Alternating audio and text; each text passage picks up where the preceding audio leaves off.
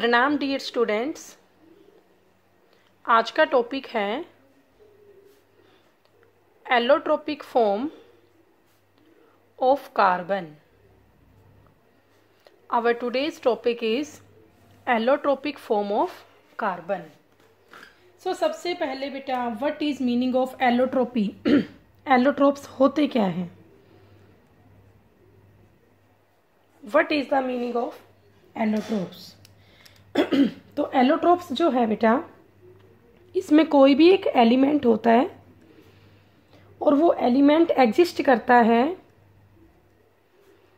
इन more then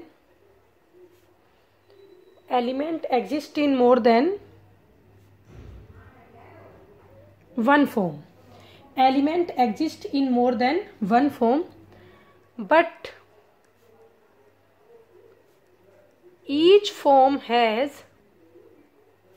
बेटा हर एक फॉर्म की डिफरेंट होगी physical properties. Each form has different physical properties but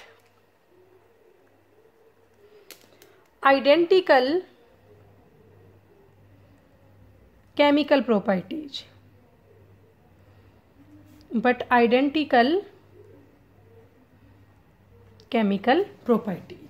और बेटा इसी प्रॉपर्टी को हम एलोट्रोपी बोलते हैं। तो एलोट्रोप्स क्या होता है कि कोई भी एक एलिमेंट है वो एग्जिस्ट करता है मोर देन वन फॉर्म में, लेकिन हर एक फॉर्म का फिजिकल प्रॉपर्टी डिफरेंट होती है बट केमिकल प्रॉपर्टी उसकी सेम रहती है, उसे हम बोलते हैं एलोट्रोप्स।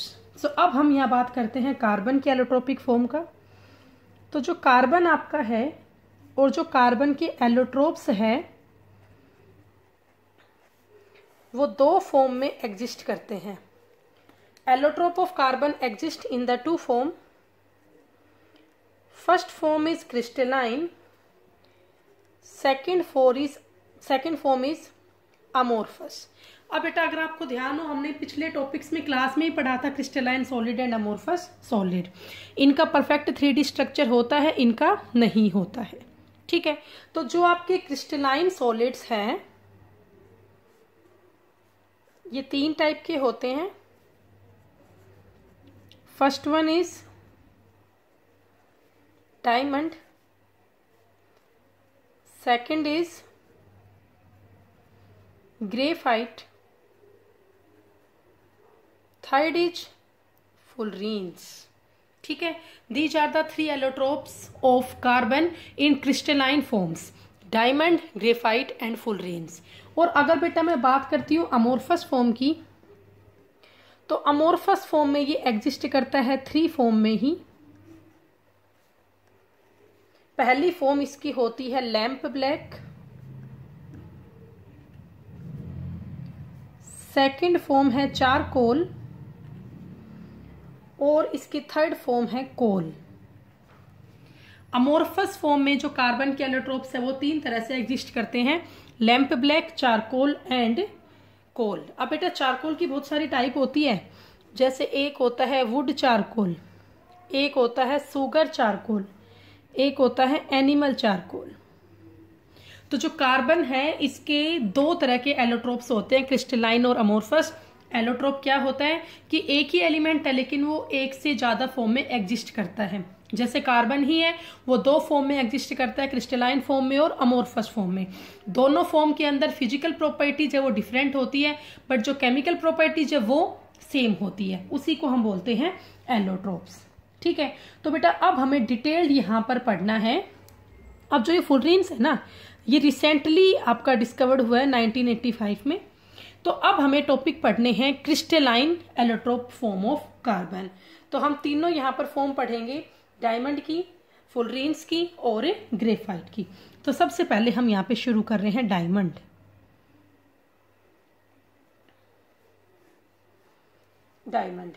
डायमंड बेटा आप सबको पता है, it is very beautiful crystalline form. It is very beautiful crystalline form of carbon. ठीक है, अगर मैं आपको ये कहूं कि इसका एटॉमिक सिंबल क्या होगा, तो एटॉमिक सिंबल इसका क्या होगा बेटा? सी ही होगा। एटॉमिक सिंबल क्या होगा इसका? सी होगा। और जो ये डायमंड है, ये वर्ड लिया कहां से गया है? From the Greek word. Diamond हमने एक ग्रीक वर्ड से लिया है और उस ग्रीक वर्ड का मतलब है डायाफिन्स। ग्रीक वर्ड में क्या बोलते हैं इसको? डायमंड को डायाफिन्स बोलते हैं। और डायाफिन्स का मतलब होता है ट्रांसपेरेंट। डायाफिन का मतलब क्या होता है? ट्रांसपेरेंट। ओके, सो अब बेटा हम यहाँ पे डिस्कस करते हैं स्ट्रक्चर ऑफ डायमंड। जो डायमंड का स्ट्रक्चर है, आपको सिर्फ पॉइंट्स में इसको याद करना है। फर्स्ट पॉइंट है ईच कार्बन एटम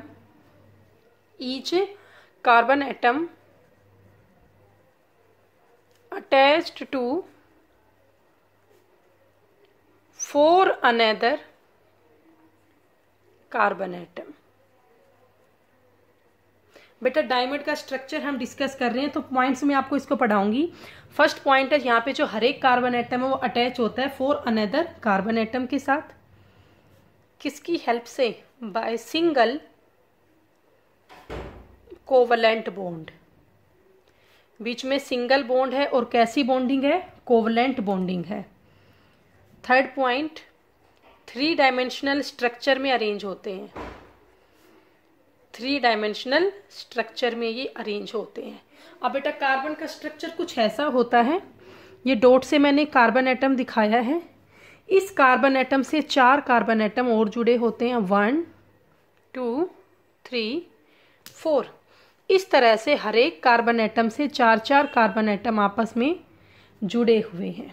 ओके, जो ये बॉन्ड एंगल है वो बॉन्ड एंगल आपका होता है 109 डिग्री 28 मिनट्स का। तो बेटा हर एक कार्बन एटम यहाँ 4 कार्बन एटम से और जुड़ा हुआ है सिंगल कोवलेंट बॉन्ड से 3 डायमेंशनल स्ट्रक्चर में। उससे एक परफेक्ट ज्योमेट्री बनती है, क्रिस्टलाइन ज्योमेट्री, जिसका नाम होता है टेट्राहेड्रल ज्योमेट्री। जिसका नाम क्या होता है बेटा? टेट्राहेड्रल ज्योमेट्री होता है। और यहाँ पर जो हर एक कार्बन है, each carbon atom is sp3 hybridised. Each carbon atom is sp3 hybridised. इसका मतलब ये है बेटा कि जो हर एक कार्बन एटम है वो 4 सिंगल कार्बन एटम से और जुड़ा हुआ है टेट्राहेड्रल ज्योमेट्री में। उसी ज्योमेट्री को हम बोलते हैं sp3 हाइब्रिडाइज्ड। बेटा डिटेल में आपको आगे पढ़ाऊंगी इस टॉपिक को कभी। 3 तरह की आपकी मेन होती है, ये sp3, sp2 और sp। फिलहाल आप इतना याद कर लें कि each carbon atom is sp3 hybridised. अब आपको पता है जो कार्बन है वो टेट्रावेलेंट होता है। Carbon is tetravalent in nature, मतलब कार्बन के पास 4 वैलेंस इलेक्ट्रॉन होते हैं और 4 इलेक्ट्रॉन यहाँ पे यूज हो गए हैं। इसका मतलब कार्बन के पास यहाँ पे कोई भी फ्री इलेक्ट्रॉन नहीं होता। Here carbon do not have any free electron. Okay, so ये बेटा आपका कार्बन का कंप्लीट एक स्ट्रक्चर हुआ और इससे आपका एक परफेक्ट क्रिस्टलाइन सॉलिड बन जाता है। इससे आपका एक परफेक्ट क्रिस्टलाइन 3D सॉलिड है वो बन जाता है, जिसका केज लाइक स्ट्रक्चर हो जाता है। केज लाइक स्ट्रक्चर हो जाता है। And due to absence of free electron it is a poor conductor. It is a poor conductor. Okay, और लास्ट पॉइंट हम ये कह सकते हैं कि जो कार्बन है ये हार्ड होता है। ठीक है, आपको पता है ये हार्डेस्ट सब्सटेंस है, ये अनरिएक्टिव होता है और यूज्ड होता है for the cutting of glass. और ये हार्ड है क्यों? क्योंकि बेटा ये हार्ड इसीलिए है कि यहाँ पर बिल्कुल परफेक्ट अरेंजमेंट है कार्बन एटम का, कहीं कोई फ्री इलेक्ट्रॉन नहीं है। सो आपको स्ट्रक्चर के बारे में ये बातें याद करनी है। इसके बाद है डायमंड की properties. Properties of diamond, what are the properties of diamond. तो पहला पॉइंट आप कहेंगे जो डायमंड है ये एक ट्रांसपेरेंट एंड कलरलेस सॉलिड है। Diamond is a transparent and colourless solid. Second आप याद करेंगे जो डायमंड है, डायमंड की डेंसिटी कितनी होती है। Density of diamond. सो बेटा डायमंड की डेंसिटी यहाँ पे होती है 3.51 ग्राम पर centimetre cube at 20 degree Celsius. At 20 degree Celsius. इसकी थर्ड प्रॉपर्टी है बेटा, जो डायमंड है वो हार्डेस्ट सब्सटेंस है। हार्डेस्ट सब्सटेंस मतलब ये है जो एक डायमंड है ना वो ही कट कर सकता है अनदर डायमंड को। ठीक है। अगला पॉइंट, डायमंड पे कोई अटैक नहीं होता, कोई फर्क नहीं पड़ता। Do not affected by acids, alkalis and any other solvent. Do not affected by acid, alkali and any other solvent. Okay, so ये बेटा कुछ इंपॉर्टेंट कैरेक्टरिस्टिक्स थी डायमंड की। और अगर हम इसकी बात करते हैं यूज की, तो यूज तो आपको पता ही है। इसके यूज बेटा ज्वेलरीज में सर्जन्स इसको यूज करते हैं बेटा सर्जिकल नाइफ बनाने के लिए। ठीक है। इसके अलावा इसका यूज होता है रॉक ड्रिलिंग में, क्योंकि ये हार्डेस्ट सब्सटेंस है। Use in the rock drilling, cutting of glasses, cutting of A glasses.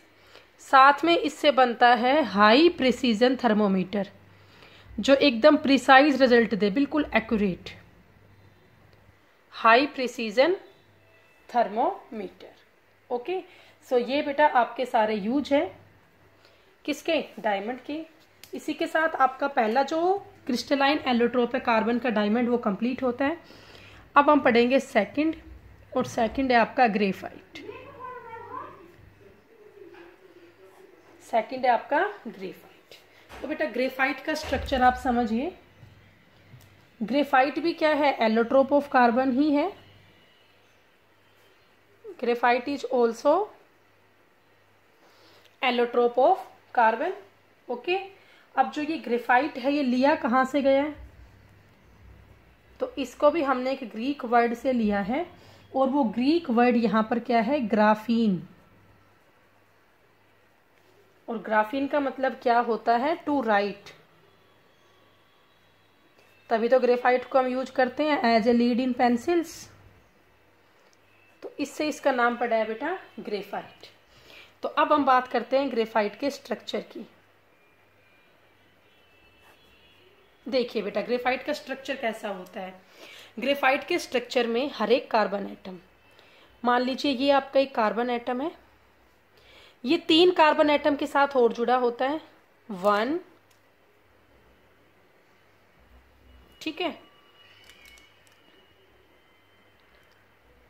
2 and 3। हर एक carbon atom, each carbon atom gets attached by 3 another carbon atom in 3 dimensional geometry. अब इस carbon की बात करते हैं। ये कार्बन भी बेटा एक तो इसी से जुड़ा हुआ है, एक इसको आगे यहाँ जोड़ दिया, एक इसको आगे यहाँ जोड़ दिया। अब इस कार्बन की बात करते हैं बेटा, एक तो ये जुड़ गया आगे, एक इसको यहाँ जोड़ दिया 3D में, एक इसको यहाँ जोड़ दिया। अब इस कार्बन की बात करते हैं, एक तो यहाँ जुड़ गया, एक इसको यहाँ जोड़ दिया, एक यहाँ जोड़ दिया। अब इस कार्बन की बात करते हैं तो 1 एक तो जोड़ ही चुका है, दूसरा यहाँ जोड़ दिया, थर्ड यहाँ जोड़ दिया। अब इस कार्बन की बात करते हैं तो 1, 2 तो जोड़ ही चुके हैं, थर्ड आपका ये हो गया। ठीक है, अब इस कार्बन को आप देखो 1 तो ये हो ही चुका है, ये कर दिया 2, ये हमने कर दिया 3। ठीक है, ऐसे इस कार्बन के करो 1 2 3, इसके करो बेटा 1 2 3, इसके करिए बेटा 1 2 3, इसके करो 1 2 3, अब इसके करो 1 2 3, इसके करो बेटा 1 2 3 1 2 3। सो बेटा ऐसे आप ध्यान से देख रहे हो तो बहुत सारे हेक्सागोन रिंग बनती जा रही है। बहुत सारी क्या बन रही है बेटा? हेक्सागोन रिंग यहां पर बनती जा रही है। ठीक है, तो आपको इतना समझ में आया। तो कुछ इस तरह का आपका होता है डायमंड का स्ट्रक्चर। हर एक कार्बन एटम या 3-3 कार्बन एटम के साथ जुड़ा होता है और ऐसे हेक्सागोन लाइक स्ट्रक्चर वो बना देता है। ओके, ये आपको समझ में आया। Each carbon atom get surrounded by 3 another carbon atom forms a hexagon structure. अब होता क्या है बेटा, सभी कार्बन के पास एक एक फ्री इलेक्ट्रॉन होते हैं। तो मान लो ये इस कार्बन का फ्री इलेक्ट्रॉन है, ये इस कार्बन का फ्री इलेक्ट्रॉन है, या ये इस कार्बन का फ्री इलेक्ट्रॉन, ये इसका। इनके बीच में एक weak van der Waals force of attraction से बॉन्डिंग हो जाती है। उनसे क्या होता है, एक लेयर लाइक स्ट्रक्चर बन जाता है, एक लेयर लाइक स्ट्रक्चर बन जाता है ग्रेफाइट का। सो अब इसके पॉइंट्स को हम बेटा एक्सप्लेन कर लेते हैं। सो इसका पहला पॉइंट है ग्रेफाइट के स्ट्रक्चर का, structure of graphite.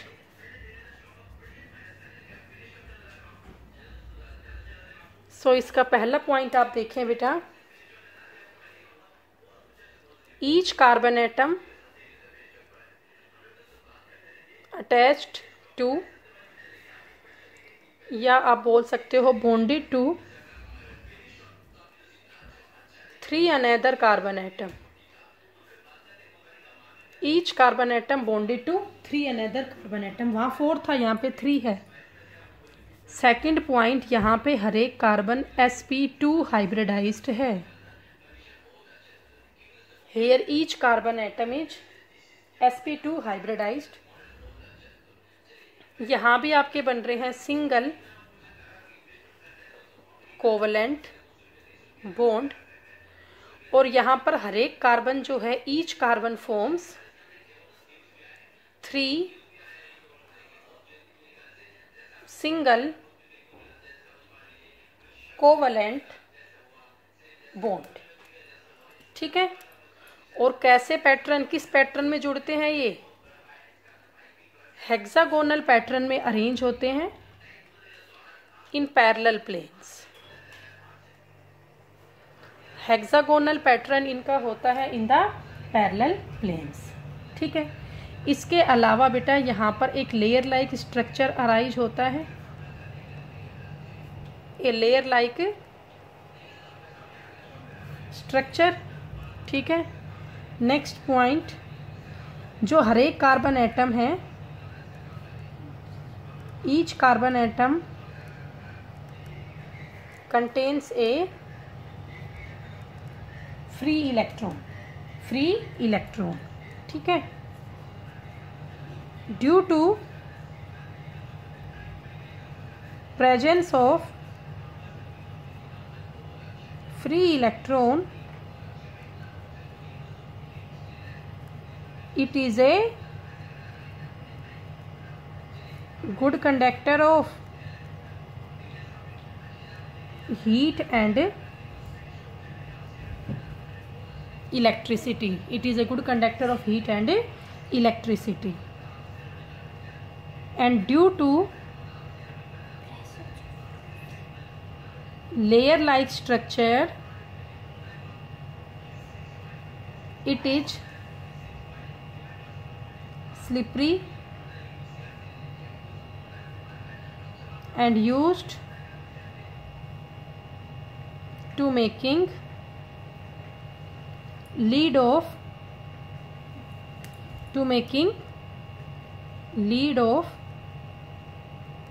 Pencils, to making lead of pencils.